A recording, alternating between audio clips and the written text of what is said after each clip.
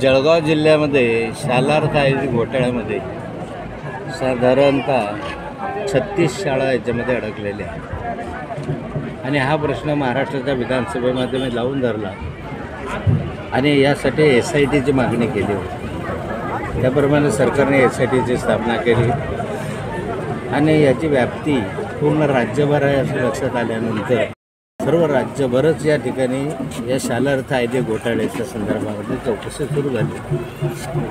आता या शालार्थ IDच्या संदर्भात मूळ कुठे आहे, म्हणजे याचं कोणाचं मास्टर माइंड याच्या मागे आहे हे शोधण्याचं काम पोलीस करत आहे। आणि यामध्ये आपल्या यातल्या आहे जिल्ह्यातल्या ज्या शाळा आहेत त्याच्यामध्ये माझ्याही मतदारसंघातल्या 2 शाळा आहे, डॉक्टर अशोक फडके महाविद्यालय आपलं विद्यालय आणि एक थराळ विद्यालय, त्यापासून मला ते सुरुवात झाली। ठीक आहे, थँक्यू सर।